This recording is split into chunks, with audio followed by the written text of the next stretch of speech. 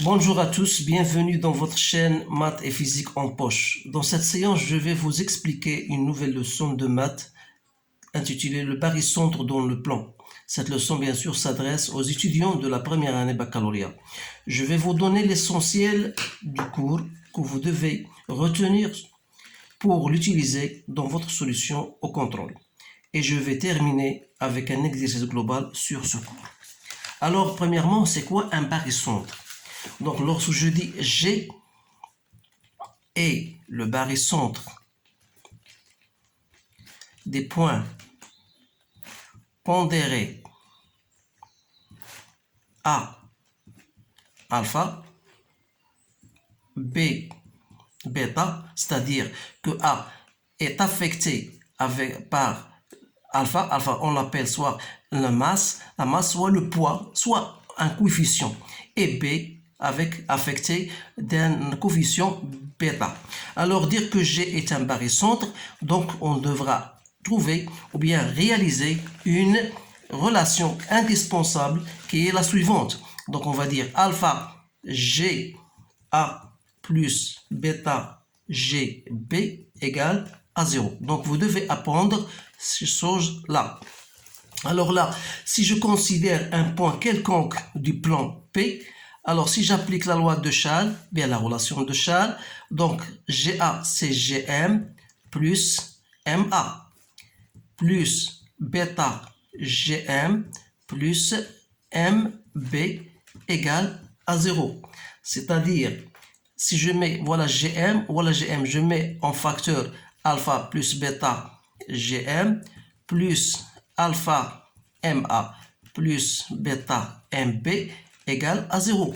C'est-à-dire que alpha MA plus bêta MB égale alpha plus bêta GM, ça devient MG. Voilà la relation, ça c'est une propriété indispensable, c'est une propriété fondamentale du barycentre. On va l'utiliser beaucoup dans nos exercices. Donc si je considère M, si je donne la M, le point A, si M coïncide avec A, ça veut dire cette relation, ça devient comment?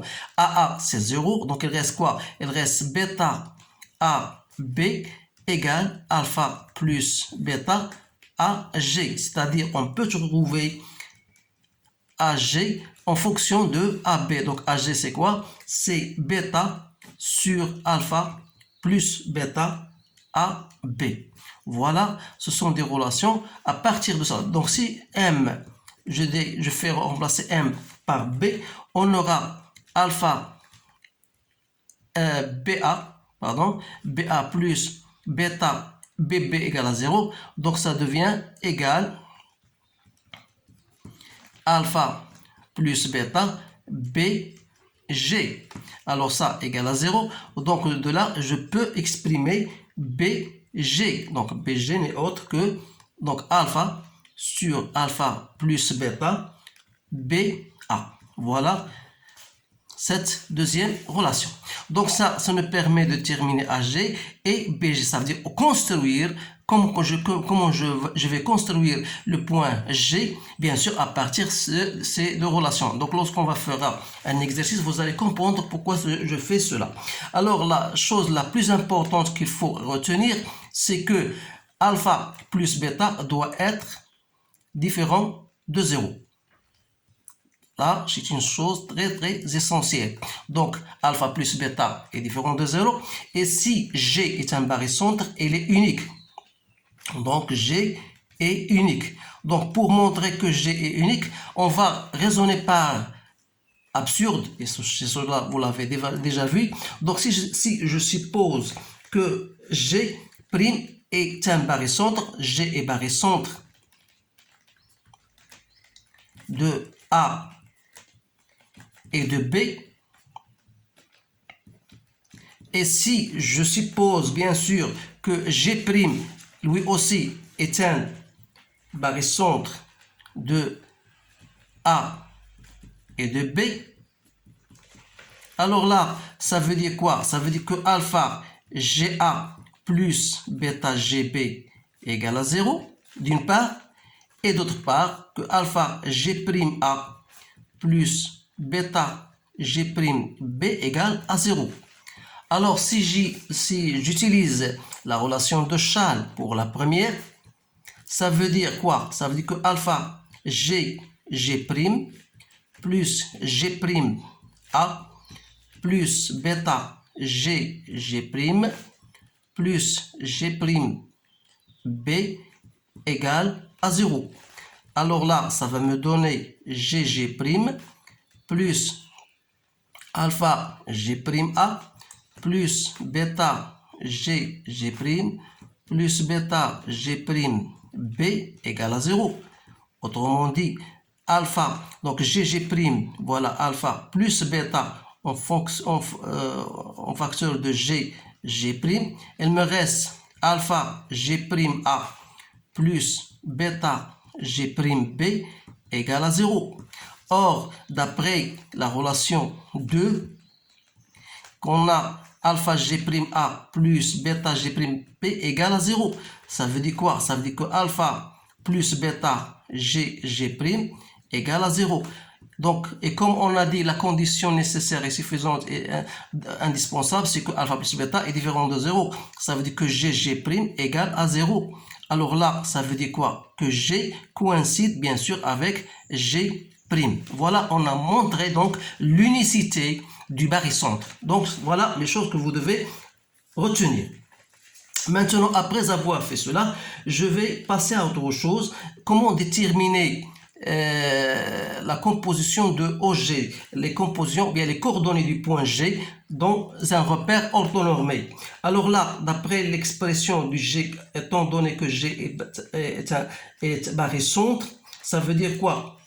Ça veut dire que alpha, si je remplace M par O, donc alpha OA plus bêta OB égale à alpha plus bêta OG. Alors là, comme A toujours de composante XA, YA, B de composante XB, YB, alors là, ça va donner G, on aura une composante XG, YG. Alors là, ça va me donner alpha OA, donc XA, YA, plus bêta fois OB de composante XB, YB, égale alpha plus bêta XG, YG. Autrement dit, alpha XA plus bêta XB égale à alpha plus bêta XG. Et on aura alpha YA plus bêta YB, ça va me donner alpha plus bêta fois YG. Donc de là, je peux tirer la composante du G, XG et YG. Donc XG n'est autre que alpha XA plus bêta XB sur alpha plus bêta, et YG n'est autre que alpha YA plus bêta YB sur alpha plus bêta. Voilà les composantes du point G dans un repère, bien sûr, orthonormé. Voilà, on a bien fait cela. Donc, il faut retenir que le barycentre, il est unique. Il faut retenir cette relation. Bien sûr, lorsqu'un point appartient au plan, on va l'utiliser dans les différents cas. Alors voilà ce que vous devez retenir. Maintenant, si on peut généraliser cela pour 3 points, il en est de même. Si G est barycentre des points pondérés A, B et C, affectés au point alpha, bêta et gamma, affectés par ces coefficients-là, alors dire que G est barycentre de ces points-là, ça veut dire que alpha GA plus bêta GB plus gamma GC égale à 0. Ou bien, si je considère un point appartenant au plan, je peux mettre ceci comme étant, voilà GA, c'est quoi? C'est alpha GM plus MA plus bêta GM plus MB plus gamma GM plus MC. Tout ça égale à 0. Alors, j'écris alpha GM plus bêta GM plus gamma GM. Il me reste alpha MA plus bêta MP plus gamma MC égale à 0. Alors là, alpha et bêta et gamma en fac. Donc alpha plus bêta plus gamma en GM sera plus alpha MA plus bêta MP plus gamma MC égale à 0. Autrement dit, on peut même écrire alpha MA plus bêta MP plus gamma MC égale à quoi? Égale à alpha plus bêta plus gamma et changer le signe, donc il va rester MG. Alors là, voilà cette relation très intéressante, c'est une caractéristique fondamentale. Alors si je donne à M le point A, alors là, on aura bêta AB plus gamma AC égale à alpha plus bêta plus gamma AG, c'est-à-dire que AG n'est autre que bêta sur alpha plus bêta plus gamma AB plus gamma alpha plus bêta plus gamma AC. Donc j'essaie d'écrire AG en fonction de AB et de AC. Et l'on est de même, je peux trouver BG et je peux trouver CG de la même manière. Donc je ne vais pas me tarder pour retrouver ça. Donc je vous donne toujours l'essentiel de cours que vous devez retenir. Et après, on va faire un exercice global qui va nous permettre bien sûr de mieux comprendre. Alors, il y a une autre caractéristique, une autre propriété, c'est si G est barycentre. Donc si G est barycentre des points A, B et C, et si K est barycentre de B et C. C'est-à-dire, voilà, on a le point A, on a B et on a C. On a le point K est barycentre du point B et C, et on a G est barycentre de ces différents points A, B, C. Ça veut dire quoi? Ça veut dire que G est donc barycentre, on dit que G est barycentre de A et K. Alors K sera affecté de la somme de bêta plus gamma. Donc bêta plus gamma, voilà, ça c'est une caractéristique indispensable et très importante. On l'appelle parfois l'association, l'associativité. Donc ça va nous permettre de résoudre certains problèmes se basant sur cette propriété-là. Alors là, il reste un dernier point qu'il faut retenir, c'est lorsqu'on vous donne, on va déterminer l'ensemble, bien sûr, l'ensemble des points qui vérifient une certaine relation, qui vérifie par exemple MA plus MB, c'est un exemple, MC, la norme, égale MA, par exemple, moins MC. Voilà, c'est un exemple. Donc, cette relation, l'ensemble des points, soit que vous allez retrouver que l'ensemble gamma de ces points-là, ou bien il sera un cercle de rayon R, ou bien il sera la médiatrice,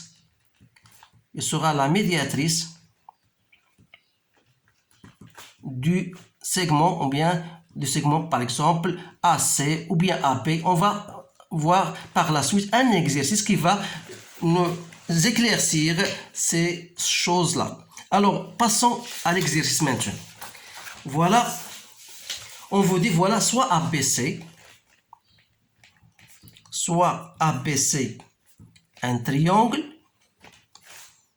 et J, un point, tel que BJ égale à 2BC. Et G est le barycentre des points A, B et C. Donc la première question, on vous dit montrer que J est le barycentre des points B et C. Alors, je vais répondre à cette question, puis on passe à l'autre question. Donc, pour montrer que G est le barycentre des points B et C, il faut trouver une relation qui lie G avec B et C. Alors là, d'après ce que nous avons mentionné là-dessus, on a BJ égale à 2BC. Ça veut dire quoi? Ça veut dire que BJ moins 2BC, que je peux l'écrire comme étant BJ plus JC égale à 0. Alors là, on aura BJ moins 2BJ moins 2JC égale à 0. Donc ça va me donner moins BJ moins 2JC égale à 0. Ou bien j'écris JB moins 2JC égale à 0. Donc on a bien la relation, voilà J en fonction, c'est quoi? C'est la relation du barycentre du point B, et ça veut dire que J, donc chez J est le barycentre des points B affectés de coefficient 1 et C de les coefficients moins 2. Voilà, on a montré la première question. Alors là, on vous dit moins 1, 2. Donc, il suffit de multiplier par moins 1. Ça va donner ici moins 1 et ça va donner ici 2. Là, c'est une remarque qu'il faut bien, je n'ai pas mentionné, mais lorsqu'on vous dit, lorsque G, on rappelle, hein, donc si G est barycentre de points A et B, alors il sera aussi barycentre des points A, mais affecté d'un indice K alpha, B, K, bêta, avec K appartenant à R étoile. Voilà, ce sont des choses très intéressantes qu'il faut bien retenir. Donc, je passe à la deuxième question. On veut dire placer le point J. Alors, pour placer le point J, vous avez bien sûr un triangle. Voilà A, B, C. Et on veut dire que BJ égale 2 fois BC. Alors là, je n'utilise pas une règle, mais je demande pardon. Donc BJ donc, égale à 2 fois BC. On va partir du point B pour arriver au point G. Est égal à 2 fois BC. Voilà le point J. Donc, vous devez utiliser une règle pour bien compléter, pour que le dessin soit propre. Je demande pardon parce que je n'ai pas de règle avec moi maintenant. Alors, excusez-moi. Alors, on a bien placé le point B. On va maintenant passer à la deuxième question. Qu'est-ce qu'on vous dit dans la deuxième question? Placer le point K qui est barycentre des points pondérés A et C. Alors là, dire que le point K et barycentre, ça veut dire quoi? Ça veut dire que 1 fois Ka plus 2KC égale à 0. C'est la définition du barycentre. Si je considère un point M du plan P, je peux l'utiliser comme étant, voilà, j'aurai MA plus 2 fois MC égale 1 plus 2, ça fait 3, MK. Alors là, si je donne M égale à A, j'aurai 2AC égale à 3AK. C'est-à-dire que AK égale à quoi? Est égal à 2 tiers de AC. Et ça va me permettre de placer le point K. Donc AK, c'est quoi? C'est le 2 tiers de AC. C'est-à-dire je dois diviser AC par 3 et je dois prendre AK égale à 2 fois A 2 tiers AC. Voilà le 1 tiers, voilà le 2 tiers. Donc voilà le point K.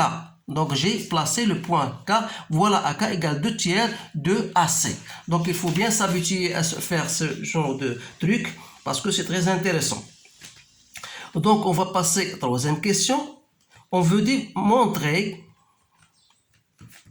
que G est le milieu de AJ. Donc, G est le milieu de G. Il faut montrer d'abord que G est barycentre du point A et J. Donc, qu'est-ce qu'il vous dit d'abord? On a déjà montré dans la première question que J est barycentre. Dans la première question, on a déjà montré que J est barycentre des points B et C. Ça veut dire quoi? Ça veut dire que moins JB plus 2 fois JC égale à 0. Pour montrer que G est le milieu de AG, il faut trouver une relation entre GA et GJ. Alors là, G, on a dit, est barycentre, d'après ce qu'on a vu, de point A, et le barycentre. Donc G est un barycentre du point A affecté des coefficients 1, B et C. Et on a montré que J est barycentre des points B et C. Voilà, J est le barycentre des points B et C. En utilisant l'homogénéité ou bien l'associativité, ça veut dire quoi? Ça veut dire que G est donc barycentre des points A, voilà A, et J. Alors J affecté de coefficient qui est la somme de moins 1, ça fait 1. Donc ça veut dire quoi? Ça veut dire que 1 fois GA plus 1 fois GJ égale à 0. Autrement dit, GA égale à moins GJ. Donc ça veut dire que G est le milieu de segment AJ. Voilà la réponse à cette question. Donc, la question B, on veut dire montrer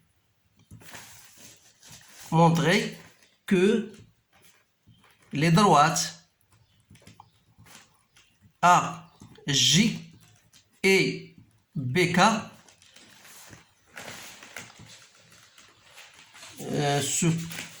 se coupe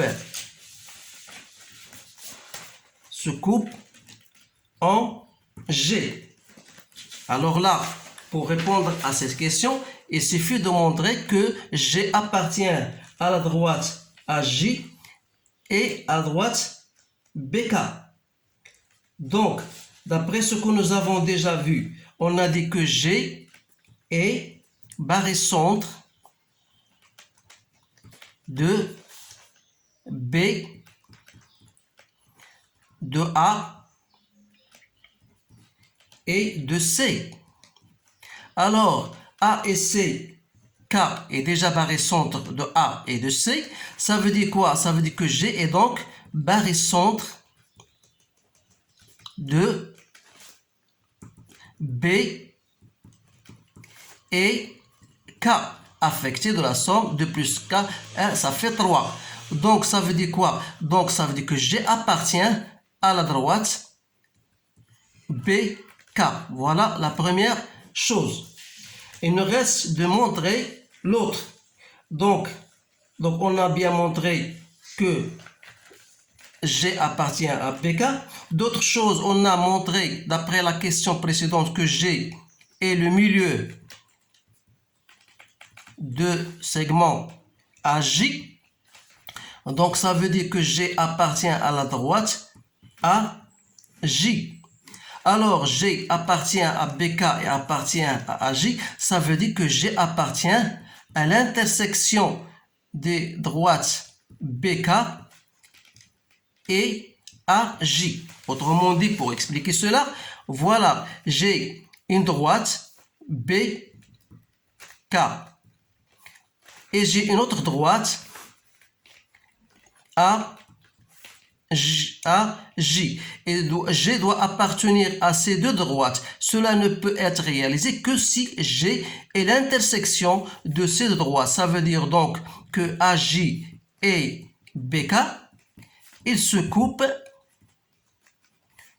au point G. Donc voilà la réponse à cette question. Et la dernière question, on va soit gamma, l'ensemble des points qui vérifient la relation suivante, MA plus MP plus MJ égale à 2MC moins 2MA. Donc, la question montrait que gamma est le cercle de centre K et de rayon 2 tiers de AC. Voilà la dernière question. Alors là, à partir de cette relation MA plus MB plus MJ, donc je peux effectuer un changement. C'est quoi MJ? Donc MJ, on a dit que J est le barycentre de... Il faut remplacer MJ. On a déjà K. K, c'est quoi? On a MA plus MB plus MJ. Donc, c'est quoi MJ? D'après ce que nous avons déjà vu, on a J et le barycentre du point B et C. Ça veut dire quoi? Ça veut dire que MJ égale à moins MB plus 2MC. Alors, on va remplacer dans ça, cette relation. Donc, MB plus MJ, donc c'est moins MB plus 2MC. Donc, ça va nous donner MA plus 2MC. D'autre part, on a déjà vu que K est barycentre de A et C. Ça veut dire que MA plus 2MC n'est autre que 3MK. Alors là, il me reste cette deuxième relation. Deuxième relation, on a 2MC moins 2MA. C'est quoi? C'est normalement 2 fois MC plus 2 fois AM, que je peux écrire comme étant 2 AM plus MC. C'est-à-dire, d'après la relation de Charles, c'est 2 AC. Alors là, comment ça devient cette relation? Finalement, ça devient, ça c'est quoi? On a trouvé, c'est bien, voilà, c'est 3MK. Donc on passe aux normes, donc ça veut dire que 3MK égale à 2AC. Autrement dit, donc 3MK égale à 2AC. Ou bien finalement, ça veut dire que MK égale 2 tiers de AC. Alors là, M est un point, ça veut dire quoi? Il faut que MK est égal à 2AC. AC, c'est une distance, donc c'est bien, c'est le rayon d'un cercle, parce que voilà, vous avez les points M, et on veut que MK soit égal à R. Donc voilà, c'est un cercle de rayon R qui est égal à 2 tiers AC. Donc gamma est un cercle de rayon R égale à 2 tiers de AC et de centre, bien sûr, K. Voilà la réponse à ce problème. Donc, je pense que cet exercice est un exercice global. Donc, essayez de le répéter 2 ou 3 fois pour que vous puissiez maîtriser, bien sûr, ce que j'ai expliqué dans cette leçon. Donc, il ne me reste qu'à vous remercier de votre attention et à bientôt.